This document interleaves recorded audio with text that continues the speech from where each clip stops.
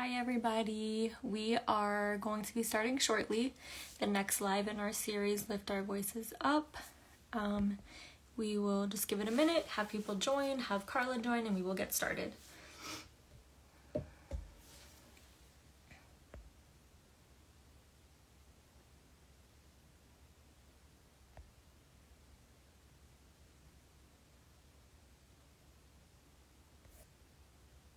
Hello.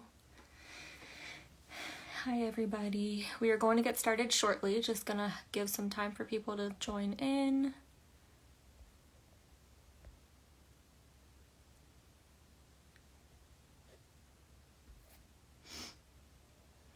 Hello, happy Sunday. Just gonna give it a few minutes for people to join, to have Karla join, and we will get started shortly. Perfect, so I'm gonna invite you, Karla. Okay. Hello, I just invited you, so you should get a notification soon saying, there we go. Hello. Hi. I don't Hi. know if you can see me. I can hear you. Okay, I can't see you. I just see a black screen. Okay, I'm going to see what. Yeah, no problem. Take your I know. Yeah, I know what it's like. I have to turn. I don't know.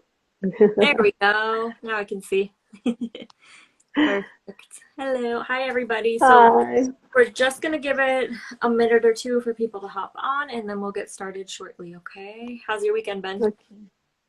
It was okay. Yeah? Very relaxing. Yes, yes. Yeah, And how was yours? pretty nice. Mine was good too. I live in Massachusetts, and it's been super duper hot. So lots of being in the pool this weekend. That's great. Yeah, Hello. here it's winter time, but today was very warm actually. Oh, nice. Mm, Nice. doesn't look like winter. Yeah. Yep, it's different. Hello. Somebody said hello from Costa Rica. We'll give it like one more minute and get started. Awesome. And then so just so everybody knows, we will also be saving this live to our Instagram and also our website as well. So if anybody misses it or wants to catch up on it later on, that will be an option. Okay. All right, so I'm just gonna get started, hello, with just our quick introduction, and then we'll jump right into your story. If anybody has any questions at any point, feel free to drop them below. We did get some questions through our Instagram stories that I do have, so I'll remind myself to do those at the end. And so I'm going to get started. So welcome everybody. My name is Megan. I am one of the co-creators of Adoptees of South America and Extended Latin Americas. And this is our series, Lift Our Voices Up, where we highlight the voices in our community specifically and just share all of our stories. And today we have Karla with us. So she is going to be sharing her story. Like I said, if you have any questions, feel free to drop them below. I will go through to make sure we don't miss anything. This will also be saved to our Instagram, our website, and I think that's pretty much it. So wherever you want to start, the floor is yours. Thank you, Megan. Well, thank you very much for this opportunity. I'm very happy to be with you, and hello to everybody that is also watching this live. And well, my name is Karla Calderón. I am from Bolivia. I am an adoptee. My adoption is a domestic adoption. Mm-hmm. Well, I was adopted when I was a newborn. Actually, my adoption is not a legal adoption, since it is Mm-hmm. an adoption out of the system. So that means it's my parents didn't do all the legal process.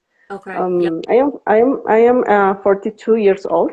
Mm-hmm. So in that moment, in 1980, so long ago, Yeah. some procedures and also were kind of difficult for Mm. adoption. So, and Yeah, I bet. also fertility treatments and those things Mm-hmm. were not so developed like they are now. So my parents didn't have like this chance to have another alternative. So Okay. when I born, my mother died when I was born. Mm-hmm. And what I know about my story is that well, I born in a city in Bolivia that is called El Alto. That is one of the highest cities here in Bolivia. And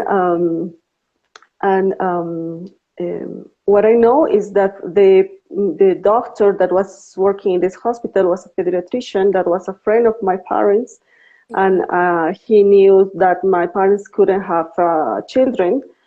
So since my mother died, my biological father said that he couldn't stay with me because I have like several brothers and sisters above me. So he was not able. He was from a community, indigenous community, maybe. You know, he was Aymara, and he was not able. And well, now I can understand that. Well, maybe it was difficult for him since my mother was died, and then I had brothers and sisters, and this doctor called to my mom and to tell her that there was a baby, there was a newborn, and that if she wanted to take care of me. So that's why there was no legal process. Of course, my mother was very happy, but for me it was very difficult in that moment. I just lost my mother. And I know also that 10 years, like the week after my birth, I know that my biological father, signed a paper relinquishing the paternal authority. I think that my parents did that because since there was no legal process, they wanted to have like at least something that says that they were not that my father actually wanted to relinquish to me. So that's why, for example, my birth certificate is not the name of my biological parents. Is the name of my mom and my adoptive parents. So that's something that I always want when I have the chance, especially the chance to talk to people that are interested in adopt. It's always something that I always try to highlight, that it's not good to jump the legal procedures just because of the desires of being parents. No, it's sometimes people complain here that a legal process takes too long, takes too much time, or that are difficult. And adoption hasn't to be something easy. And it hasn't to be something fast. It has to be something that it has to be a legal procedure, and it has to be well done. And it's not just the desire of your parents to have a child and then do whatever to fulfill that desire that they have. When I was 7 years old, I started to ask to my mom why the other children of the family used to tell me that I was adopted. I didn't understand. It was like they were always telling me, like, no, you're adopted, you're an adoptee, and I didn't understand that. I was 7 years old, and so that I started to ask my mom if I was adopted. And fortunately, my mother told me the truth, because I know that are other cases that they try to hide, like the real story. But my mother told me the truth.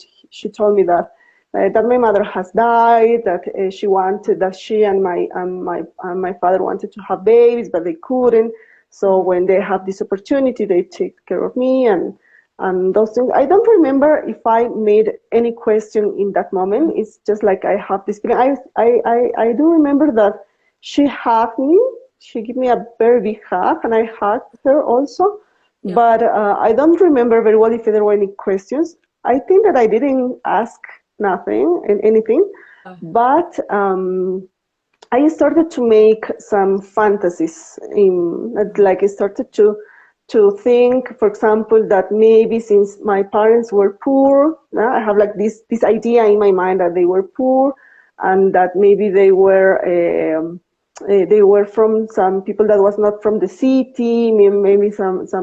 I started like to make all kind of fantasies in my mind. Yeah. Because of course they told me that I was adopted, but they didn't explain me nothing Yeah, they about didn't give you any what details. that meant. Yeah, Yeah. so I just I try to maybe to survive to this thing of being adopted. Yeah. Um, but I never questioned it myself about the adoption.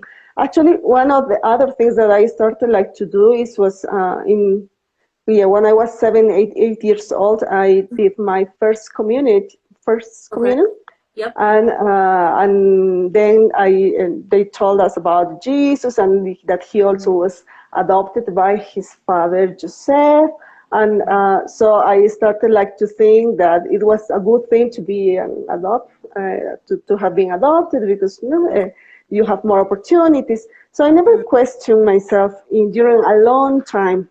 When I was 26 years old and I was about moving out my mother's house, she gave me the document that my biological father signed. And Okay. she told me, well, I have this paper, you want to keep it? And I told her that I didn't want to keep the paper. Mm.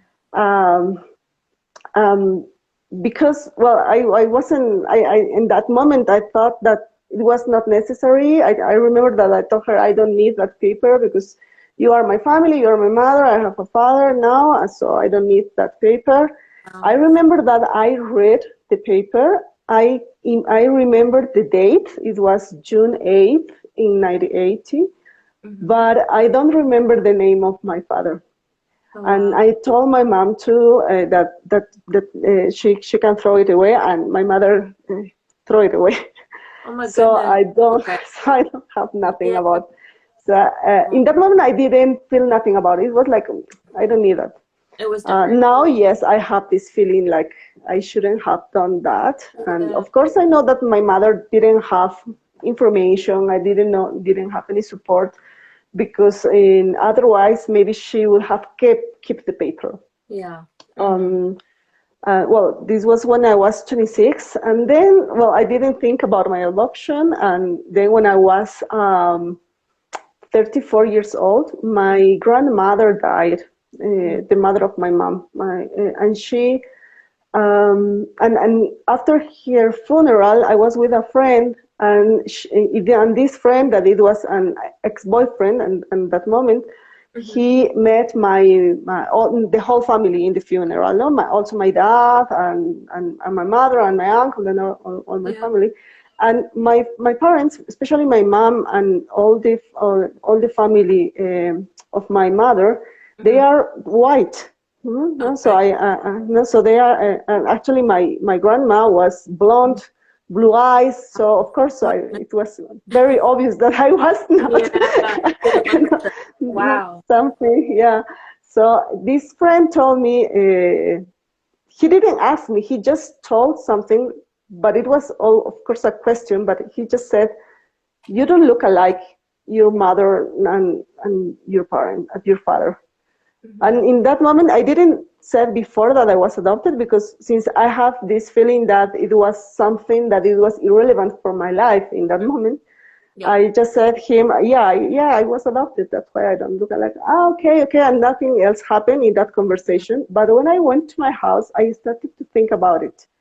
And Okay. it was like a phrase that, those words were something that made like explode my brain, my mind, because I said it's true. I don't look alike them. I am different. So I started to think about where do I belong? If Mm. I belong, I have a family, yeah, but I don't find myself in that family. I know that I have a mother, I have a father, but I don't find myself physically in them. And that was the point in my life where I started like to to I started a way of self-acknowledgement. I started to do also therapy. Okay. I started to do all kind of things that you can imagine, Mm. like Yep. family constellations, tarot readings, Akashic readings, everything, psychotherapy, Gestalt. I think I have a catalog of all the things that you can do because I wanted to understand. Yeah. And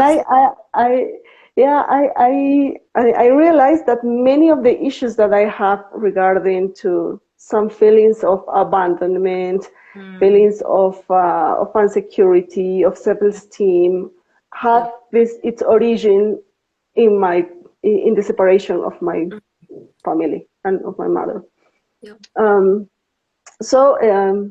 With all of this information, well, at the beginning, I still have this feeling of gratitude, like it was good that I have been adopted because I had more opportunities, and I wanted to work and to do something to promote adoption, like that it was good to adopt children, and because I didn't know the reality actually of how adoption worked, and that's how I started to a job that was related to children's rights to live in family, and that job allowed me to know more about the situation of adoption. And I understand in that moment that that was not true, that all children that are in care institutions, for example, that they were all orphans. I understand. I knew that most of them have their families. It was to open a door of a lot of knowledge that I didn't know before. And I always say that at the beginning, like 5 years ago, I wanted to write a book that was called Born in the Heart. So, and it was very funny because I always mock at that because I know that I know that we don't born within the hearts of anybody. We are born in the boba of a woman, like others, like all the children.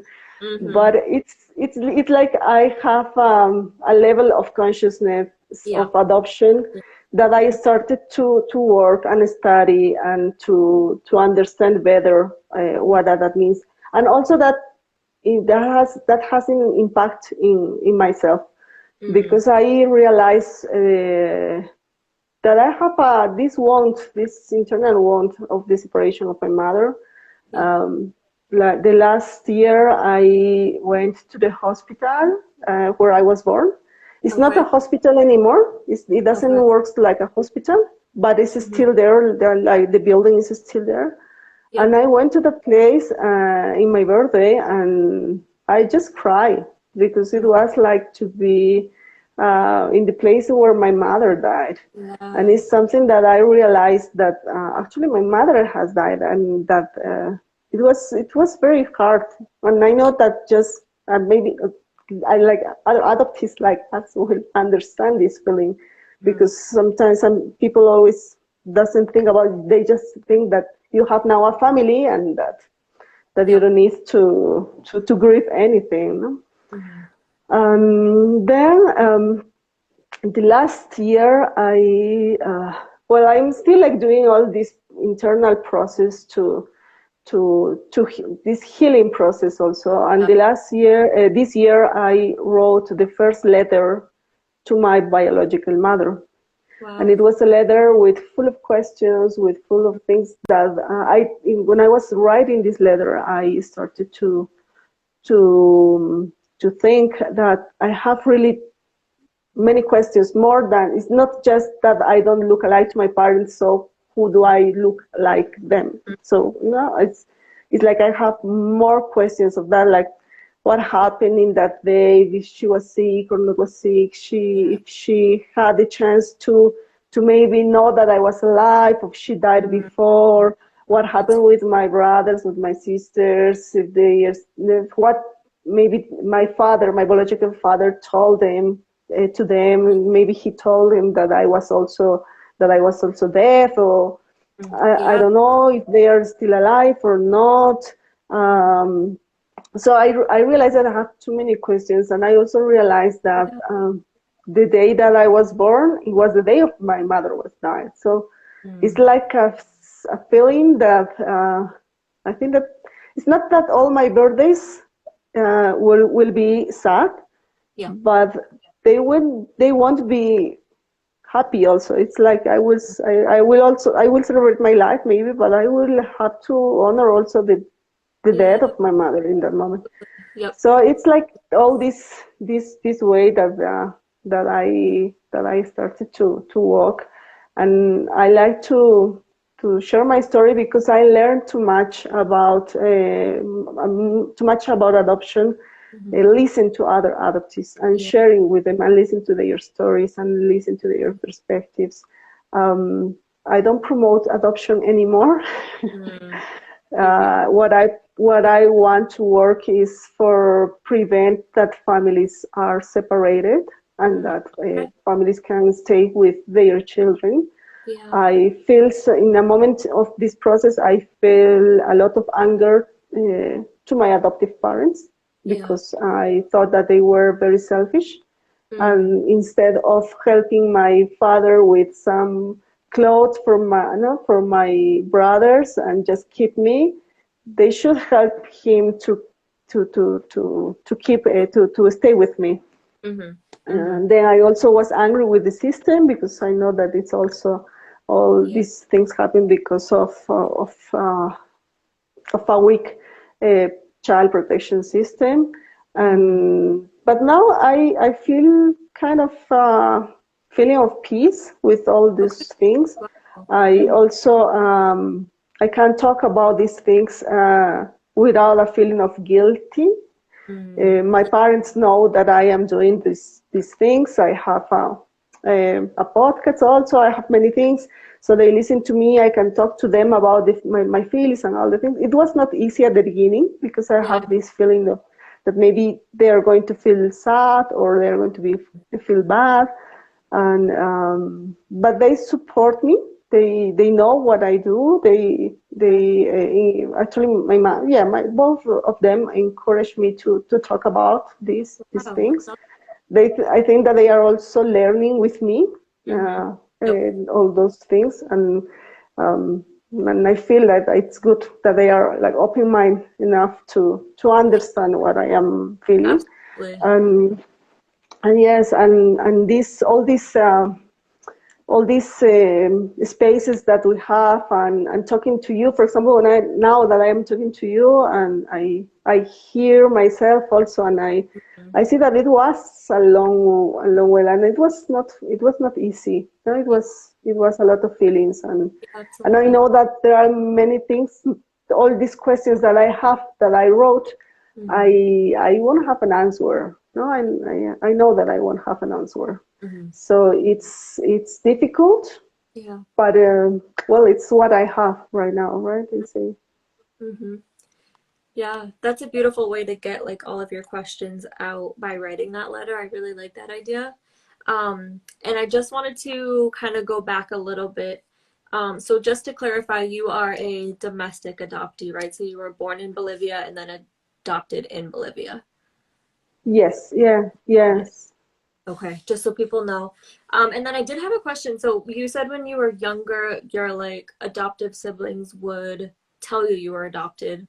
How many siblings did you grow up with in your adoptive family?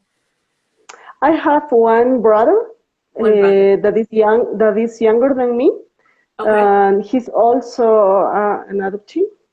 And yeah. Got it.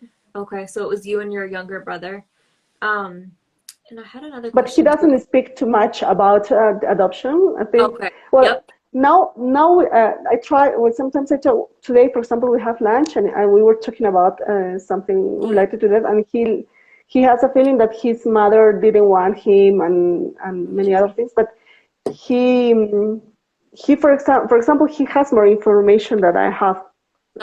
He has the name of her mother, but he doesn't want to look for her. And at the beginning, I used to feel like it's not fair. No? It's like he has information and he doesn't want to look for, and I don't have any information, and I want to find out of that.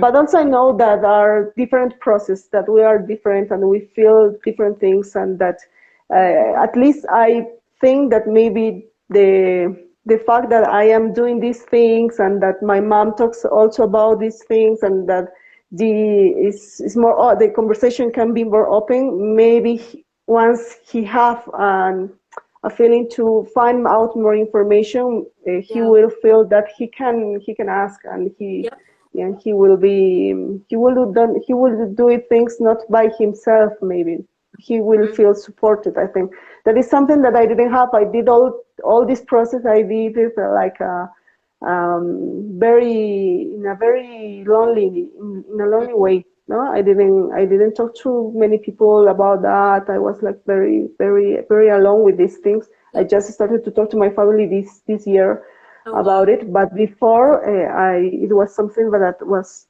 just me and my feelings with this. Okay. I had another question, which actually kind of comes from, so you had a younger brother, or you have a younger brother who was also adopted. What about, did you know any other adoptees like growing up? How was that in Bolivia? I don't know of too many domestic adoptions, so I wanted to get your take on that.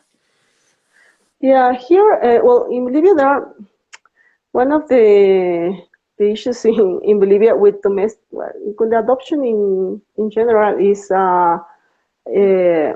that is still a taboo thing. That is something that people doesn't talk too much about.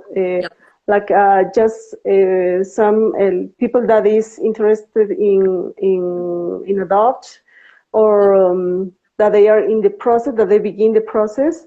They started to participate in workshops, in meetings of especially of adoptive families. But then not always adoptive parents. It's like there are some associations of adoptive families, but they are focused on adoptive parents. Got it. Not in adoptees. There is an association here in Bolivia that I think that was founded like the last year. I participate also sometimes with them here. That is national. Is from Bolivian, but they are not used to make too many activities. No? So we don't get together very often. So we have some meetings. I was like promoting them a lecture club, a reading club. And we were reading this book of the I Am Adopted, and then we were reading the Primal One. So because I wanted like to try to read this, and in that way to try to.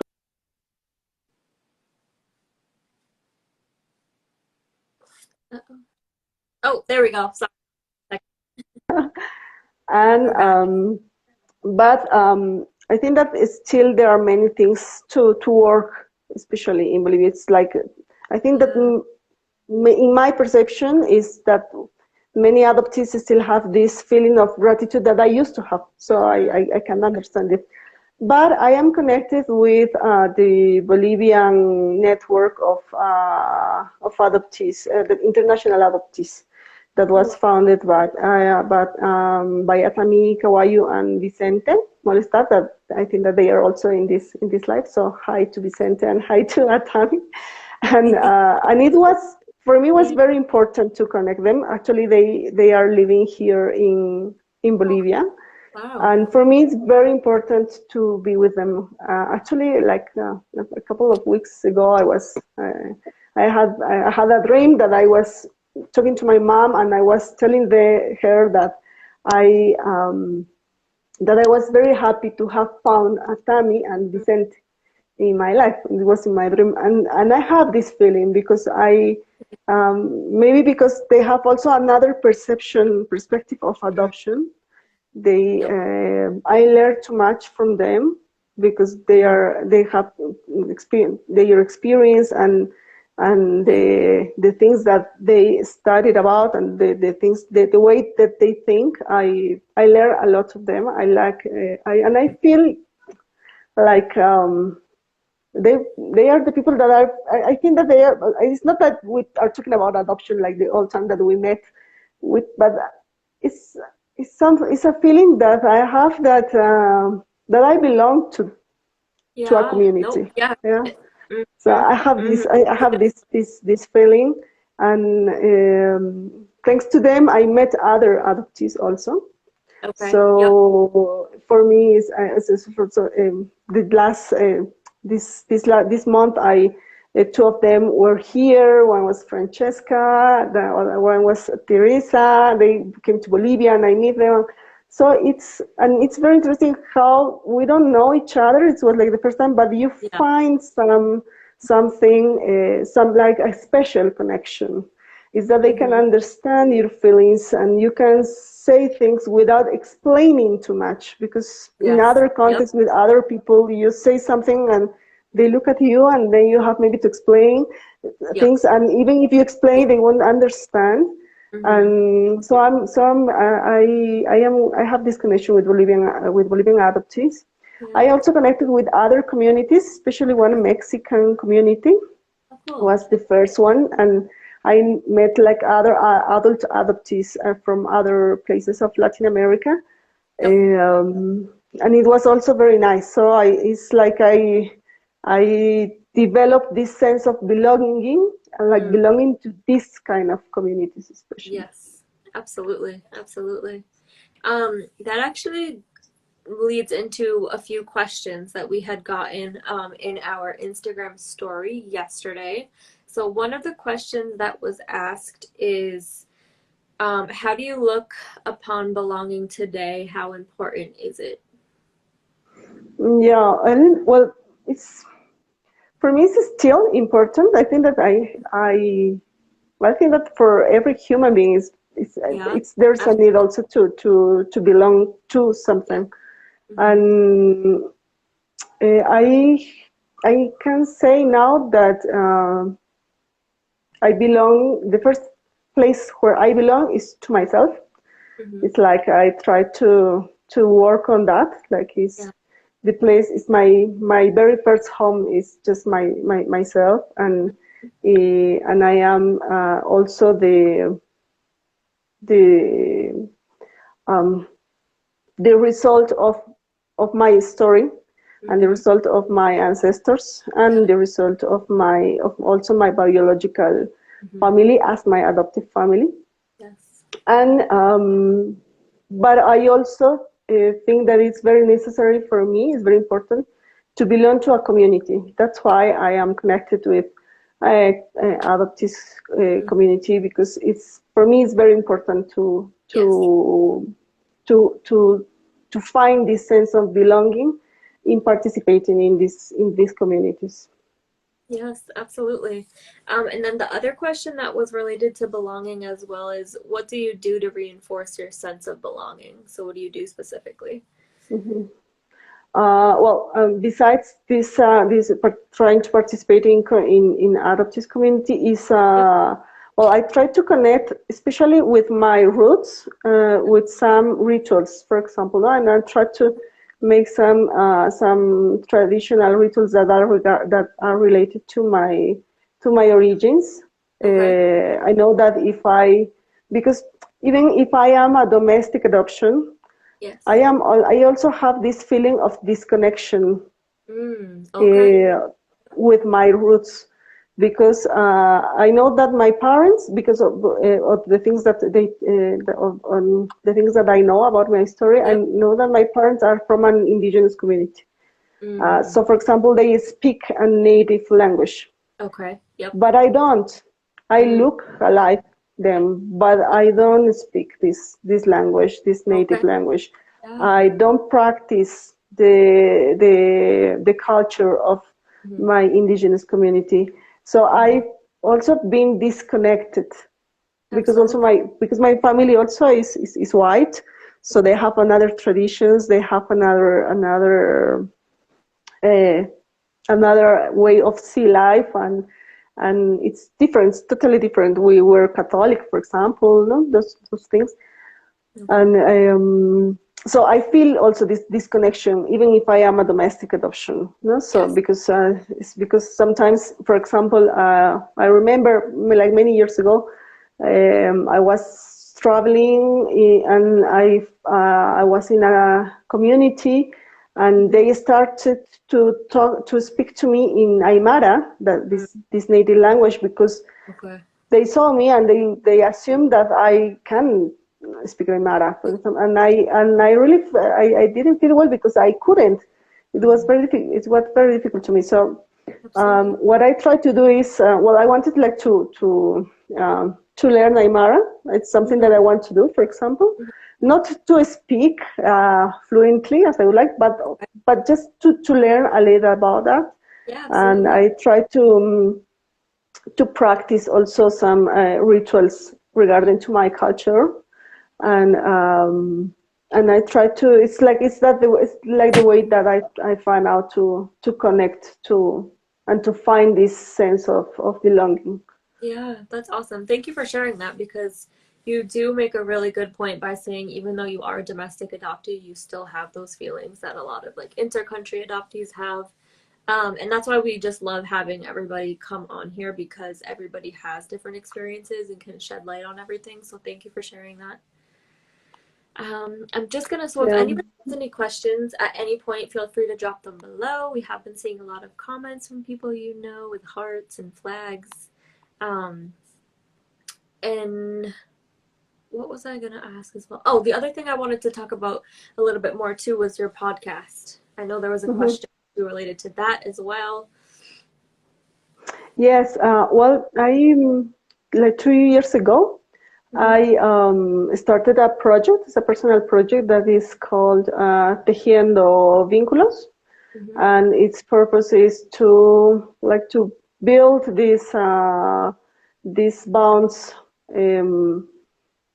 to not only for adoptees, not only with their biological families or with their stories, but with our origins and our roots.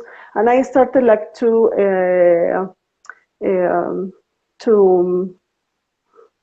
um, just at like the beginning of this project is to talk about adoption from the perspective of an adoptee. They started with the podcast. In the podcast is called Mamá Soy adoptada. That it will be Mom, am I adopted? Mm-hmm. And it's because these questions that I made to my mother when I was a child, Mm-hmm. and it's just I made like some. They are not interviews. Is Okay. there like this if you are in a cafe and you are talking and we just put like a recording and Okay. we Yeah. just try to started More to natural. talk about some issues. Yeah, Nice. because I am not a professional interviewing, so it's just it's a very it's very artisanal podcast. Yeah, I like it. But it was also very helpful, and most of the people that participated, well, they are adoptees also, Mm-hmm. and we were like sharing special stories of our life, no, like Yeah. the search of origins or the grief, no, and just to talk about the experience that we had about a Yeah. special topic. Mm-hmm. And it was very interesting. And also I know that there are not many resources in Spanish, for example. Yeah. It's in Spanish, Mm-hmm. because as you see, my English is good, but it's not as good to do a podcast in English. Yeah, I know. so so I just so it's in Spanish, and Okay. it's okay. I think that it's good because there are not. I know that there are not many resources in Yeah. Spanish, For the Philippines. especially with this perspective, because I know that I have now in this level of consciousness of adoption. I know that now I have another perspective and another view. Mm-hmm. So also most of the persons that participated with me in the podcast are not from Bolivia. Just I Okay. have two Bolivians that are one was Tami, the other one was Clara. That both of them are international adoptees. Yep. So, but then just there we have many interviews with other adoptees of other countries, especially in Latin America. Okay. And I like to do the podcast. I am really missing. I haven't do many episodes during the last month, but I'm going to do it again. I still want to do this podcast more often. I have like many ideas of doing other things. Like at the beginning, I have like 30 minutes stories, but then sometimes we have like 1 hour, and I know that sometimes people doesn't hear the long episodes. So I want to do things more like the 10-15 minutes things. And also I want to do some conversations with other specialists, with other people. And it's always like to share our stories. And it has been a very nice experience. I really hope to still doing this podcast and to prepare them. And also I want to do some videos with this information, because there are important information that we have in this conversation. Absolutely. So it's very nice. I like it a lot. Yeah, it was a great experience to do the podcast. Very cool. And I do like how you said there's not a lot of stuff out there in Spanish. That's awesome that you're kind of filling in that gap. And that kind of basically, you kind of answered the question. Somebody had asked, do you have future plans for your podcast? What do the interviews give you? Like, what do you get from the interviews, I guess? Yeah, I was saying,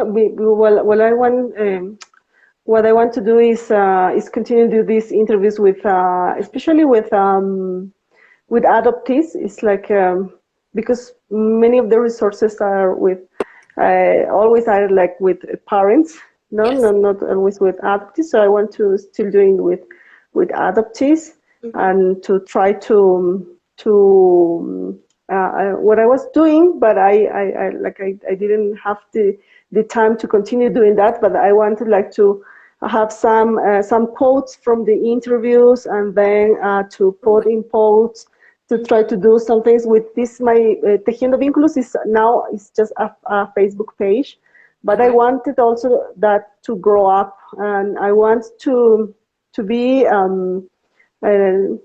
I don't know if it's like a reference point here in Bolivia that that adoptees can find a place or a space where they can share their experiences, but where they can also find support of their search, of their thoughts. Because as I said before, it's a process that I did it very lonely. So I think that if there is this space where they know that they can find some information or someone who can talk, it would be very awesome. I hope that the Tejiendo Vínculos and also the podcast can still growing and to have more people participating in it. Yeah, you have a lot of beautiful ideas. So you said you have a Facebook page for that. What about, where can people like listen to your episodes? Is it on your Facebook page, or where do you find them? Well, it's in the Facebook page. Also, some I post in Instagram, but it's in Spotify. The podcast is in Spotify and in Anchor also, but mainly in Spotify. Got it. Perfect. It's so Mamá Soy, adoptada. That's the name. Perfect. And then we did get some questions. So somebody said, what is your favorite Bolivian food meal? My favorite Bolivian food is it's something that is called it's called ají de fideo in Spanish. In English will be with like spicy noodles. Ooh, that sounds good. Very nice. Somebody said, how is Toffee? Am I saying that right? Yeah, Toffee is my dog. Oh, okay. That makes sense. Yes, and your dog is my dog is sleeping behind me. Yeah, my dog is very famous because I always post pictures of my dog. And actually, for this, when this letter that I wrote to my mother, to my biological mother, I read it in Titicaca Lake. That is it's a very nice place here in Bolivia, and it was for my birthday, and I traveled with Toffee too. It was like I wanted to travel alone, but I always that I travel with my dog. Yeah. So he's 14 years old, So Wow. it's like he's alone. He's like my companion for all this time. Now That's he's sleeping. he's tired. He doesn't care about this life. He just sleeping. Yeah. He's just sleeping. But thanks for So asking. cute. Yes, so cute. I love it. Let's see. I'm gonna make sure I didn't miss anything. Here's a Somebody. question that it says, "Do you like silpancho?" Yes, I like silpancho. Silpancho is a Bolivian food. Oh, It's a Bolivian food. It's very traditional for a department in Bolivia that is Cochabamba, hmm, and it's meat, like fried okay. meat, Okay. but it's a special meat that you prepare with bread, and it has also potato, like fried Yep. potato, Yeah. and rice, and some kind of salad, and also an egg. And Nice. Sounds good. it's a very famous Mm, dish here in Bolivia, especially in Cochabamba. Yes, mm. I like silpan. New. That sounds good. Um, And so we have a little bit of time left. So I just want to make sure, is there anything that you felt like you wanted to hit on? Anything important you want? Any last words? Whatever. I don't want to miss anything. So, I am very happy to have this chance of sharing my story. yeah. For me, as I told before, it's very important, and I really thank to the people that is also here Yes. in this live. Yes. Um, I think that there are here in Bolivia there are too much to do Mm, that we have to do and to understand the real dimension that adoption has, mm-hmm. because sometimes we don't understand what really it really means. Yeah. There are a lot to do. Um, um, Not only with adoptive families, Yeah. but especially also with the system.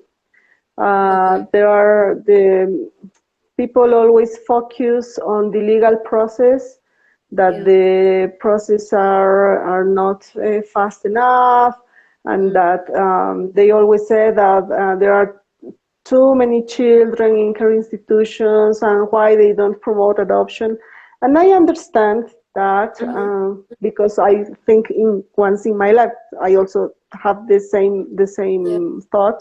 Thoughts. But it's also a responsibility of the government and the public government and the child protection system to work on this.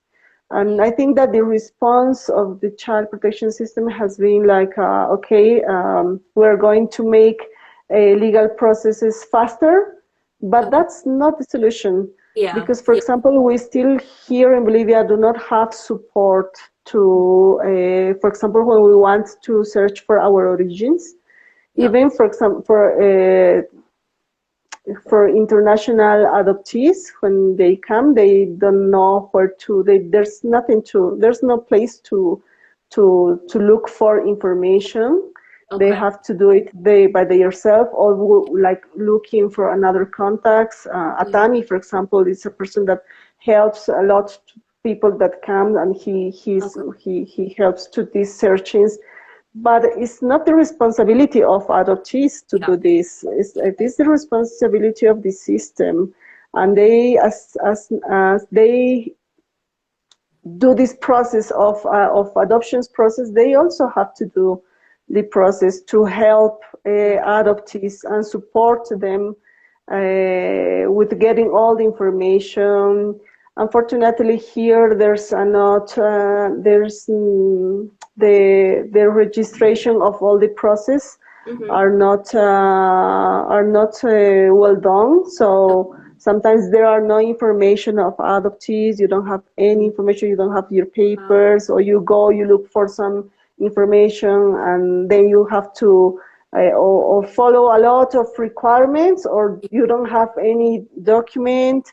And also there's no support, emotional support, no, Mm, with those things, and um, it's very sad, no? And I think that is also neglect of the system, of not solve these gaps that are in the search of origins, especially.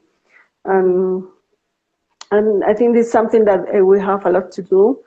Besides working with adoptive families to really have, here in Bolivia, for example, it's the thing of not telling the truth to children about their origins is something that is still happening, and that's really, it's sad, and it's also really dangerous, because it's like they don't, like they always, the excuse is that their stories are hard, and they are going to, children are going to suffer if they know all the information. Yeah. And that's not the solution, because they will have to know sometime, and it's going to be more hard if they know later, or if they are living a lie. So I think that there are a lot of things to do, and I'm very happy to be connected with the things that you do, with the things that the Bolivian network of adoptees do, and other organizations that are like ahead of what in Bolivian is doing. And I try, like always, to steal some ideas and try to bring it here to Bolivia, and try to do the same things, because I know that we need more of these spaces, of these things, that to understand and to support ourselves, but also to make advocacy and a correct advocacy. The advocacy is not for promote adoption. The advocacy is for prevent separation, and also, if there's adoption, to support adoptees in the search of their origins and the connection that they have. The other day, for example, I was participating in a meeting of adoptive families, and one of them was asking, one of the parents was saying that they didn't, when he was doing the process, they didn't want, they didn't accept, the judge didn't accept them to change the name, for example, of the adoptee. And I said, it's okay, you don't have to change the name, because it's part of his story. But people don't understand this. And I remember that, I think that 1 week before this thing, we have a meeting, the ASA meeting, the monthly ASA meeting. And I remember that was actually a topic about the name.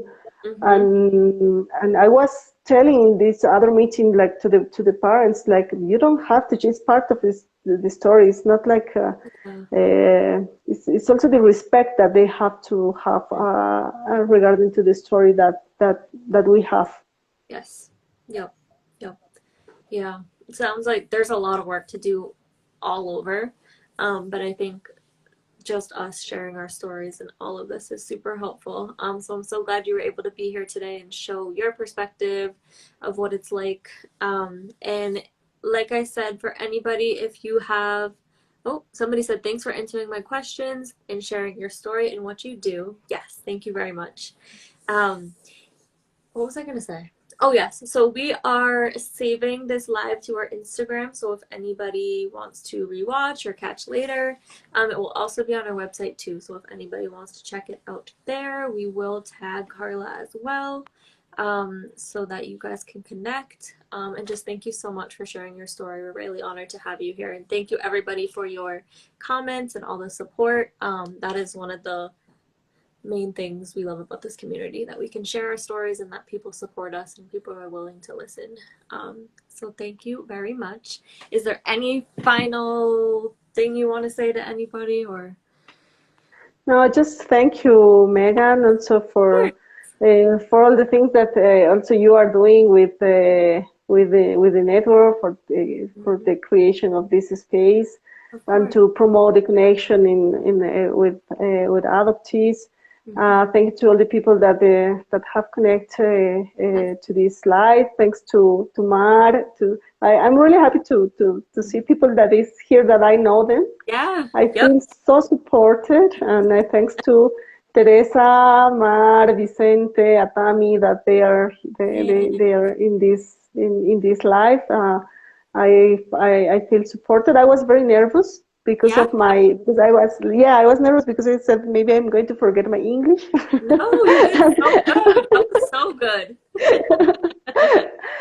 But I'm really happy, and to share my story helps me a lot. It's also very helpful for me to listen myself, and to have the possibility to share my story is very important. And thank you very much. Of course, you're very welcome. Thank you Thank very you so much. much. Alrighty, everybody, enjoy the rest of your weekend. Thank you. Bye Bye. bye. Thank you. You're Bye. welcome. Bye.